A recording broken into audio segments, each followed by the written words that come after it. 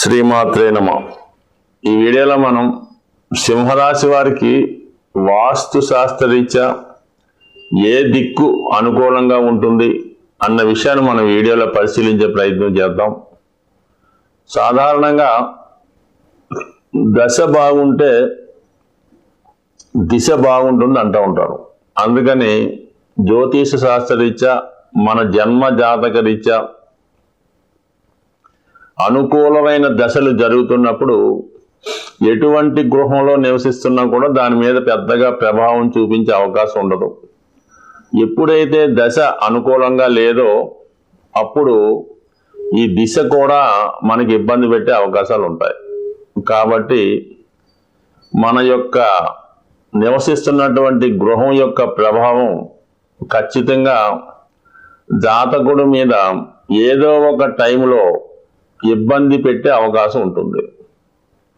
సాధారణంగా ఈ సింహరాశిలో లేదా సింహలగ్నంలో జన్మించిన వారికి ఈ వాస్తు శాస్త్రం మీద జ్యోతిష శాస్త్రం మీద పెద్దగా నమ్మకం అయితే ఉండదు. వీళ్ళు వాళ్ళ యొక్క స్వశక్తిని ఆత్మవిశ్వాసంతో ముందుకు వెళ్తూ ఉంటారు. సాధారణంగా ఇటువంటి వారిని పక్కన పెడుతూ ఉంటారు. సో అయితే చాలా మంది అంటూ ఉంటారు, పలానా గృహం వాస్తు దోషం ఉంది, అందులో ఉన్నవాడికి చాలా బ్రహ్మాండంగా కలిసి వచ్చిందని చెప్తూ ఉంటారు. కానీ వాడి దశ బాగున్నప్పుడు, వాడికి అనేక గృహాలు ఉన్నప్పుడు అవి కలిసి వస్తుంటాయి. అలాగే ఒక గృహం యొక్క వాస్తు ప్రభావం సరిగ్గా లేనప్పుడు ఆ గృహంలో ఎవరో ఒకరి మీద ఆ వాస్తు ప్రభావం చూపిస్తూ ఉంటుంది. మిగతా వాళ్ళందరూ కూడా చాలా అనుకూలంగా బాగానే ఉంటారు. మనం సాధారణంగా పెద్ద కుటుంబాలు పరిశీలించినప్పుడు గతంలో పెద్ద గృహాలు ఉన్నప్పుడు అందులో ఎవరో ఒకరు వివాహం కాకుండానో లేదా దీర్ఘకాలిక అనారోగ్యంతోనో మతిస్థిమితం లేక కనబడుతూ ఉంటారు. సో వాళ్ళు ఉన్నంత కాలం మిగతా వాళ్ళంతా చాలా హ్యాపీగా ఉంటూ ఉంటారు.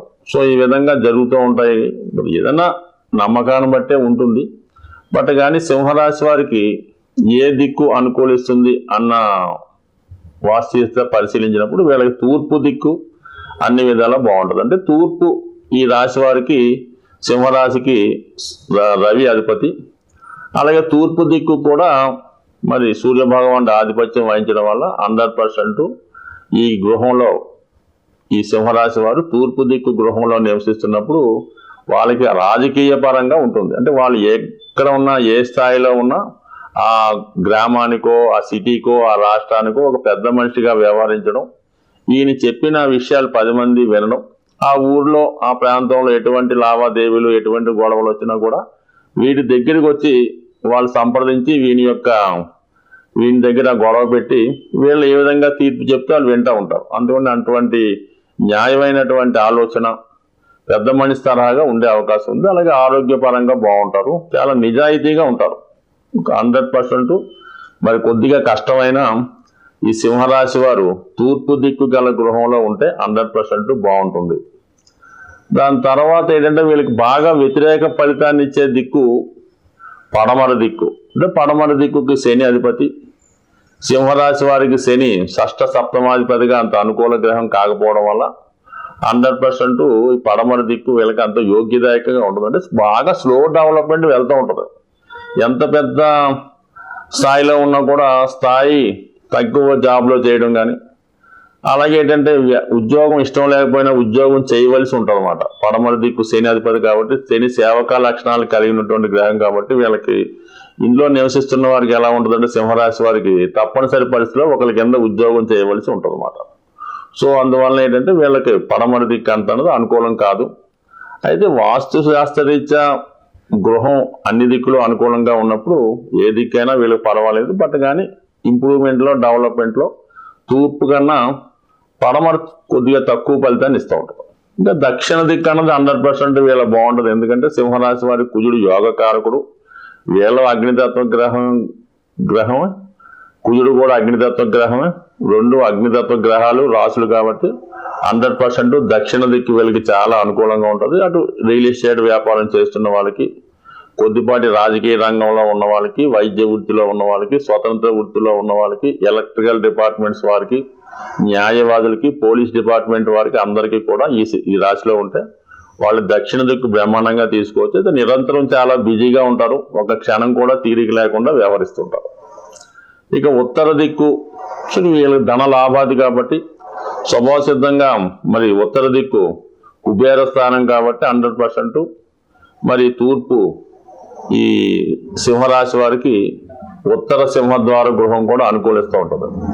ఒక విధంగా వీళ్ళు నివసిస్తున్నటువంటి గృహంలో అటు ఉత్తరం స్థలం కొద్ది ఖాళీ ఉండి, తూర్పు కూడా ఖాళీ ఉండి, చుట్టూ ప్రహరీ కూడా ఉండి, దక్షిణ పడమలు తక్కువ ఖాళీ స్థలం కలిగి ఉండి, మిగతా గృహాలలో ఉన్నటువంటివన్నీ కూడా వాస్తు ప్రకారం సాధారణంగా ఒక గృహంలో మెయిన్గా ప్రభావం చూపి దాని తాలూకా గుమ్మాలు సరైనటువంటి దిక్కులో గుమ్మాలు ఉండడం, అలాగే వంటగది ఉండవలసిన దిక్కులో ఉండడం, అలాగే టాయిలెట్స్ ఖచ్చితంగా ఉండవలసిన చోట్ల ఉండడం, సాధారణంగా ఉత్తర దిక్కు తూర్పు దిక్కు టచ్ అవ్వకుండా టాయిలెట్లు నిర్మాణం చేసుకోవడం మంచిది. అలాగే బ్రహ్మస్థానం అనేది ఇంపార్టెంట్గా వదిలిపెట్టడం.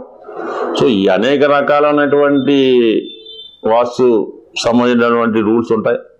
ఇవన్నీ కరెక్ట్గా పాటించకపోయినా మెయిన్గా ఆ దిక్కు మిగతా విషయాలు జాగ్రత్తగా చూసుకుంటూ, అలాగే వాస్తు శాస్త్ర రీత్యా కూడా నిరంతరంగా గృహం కూడా పరిశుభ్రంగా ఉండాలి.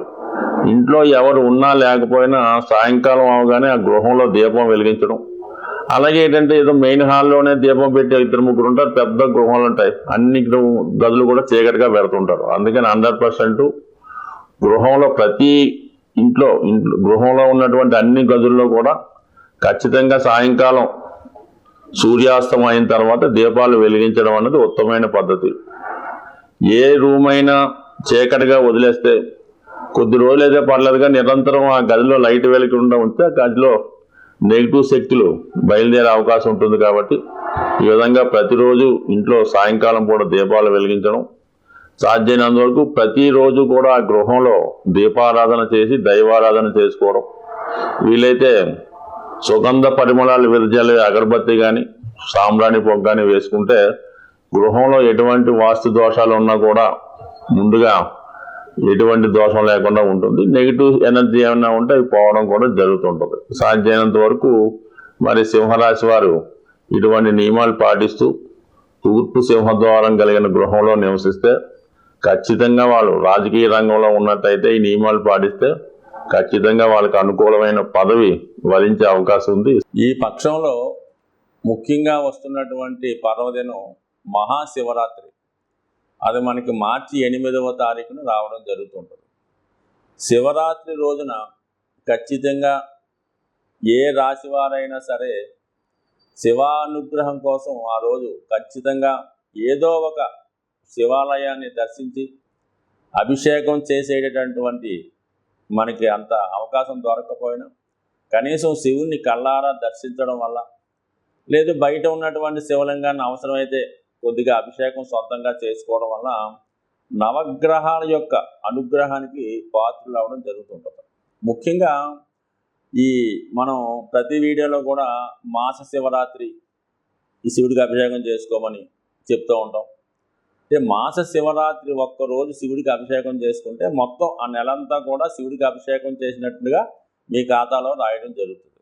అలాగే ఒక మహాశివరాత్రి రోజు మీరు అభిషేకం చేసుకున్న శివుణ్ణి దర్శించిన ఖచ్చితంగా సంవత్సరం మొత్తం ప్రతిరోజు అభిషేకం చేస్తే ఎంత ఫలితం వస్తుందో అంత ఫలితం మీకు ఈ మహాశివరాత్రి రోజు వచ్చే అవకాశం ఉంది. పైపెచ్చి మరి 8వ తారీఖున, అంటే న్యూమరాలజీకి సంబంధం లేకపోయినా 8వ తారీఖు అన్నది శని భగవానుడికి ఇష్టమైన రోజు కాబట్టి సాధ్యమైనంత వరకు ద్వాదశ రాశుల వారు కూడా ఈ మహాశివరాత్రి రోజు వీలైతే జాగరం, అంటే 7వ తారీఖు నైటు జాగరణ చేసి వేకువజామునే ఈ శివలింగాన్ని దర్శించుకోవడం, శివక్షేత్రాన్ని దర్శించడం వల్ల కంపల్సరీగా మీకు సాధ్యమైనంత వరకు ఆ రోజు నియమంగా ఉపవాసంగా, అంటే మనం ఆ రోజు ఏం చేస్తే మొత్తం సంవత్సరం అంతా చేసినట్టు వస్తూ ఉంటుంది కాబట్టి సాధ్యమైనంత వరకు ఆ రోజు నియమంగా ఉండడం, వీలైతే అభిషేకం చేసుకోవడం జరుగుతూ ఉంటుంది. సరే, ఆరోగ్యం కొరకు అభిషేకం చేసుకుందాం అనుకున్న వాళ్ళు ఆవు పాలు, ఆవు పెరుగు, ఆవు మజ్జిగతో చేసుకోవడం వల్ల ఆరోగ్యం వస్తుంది.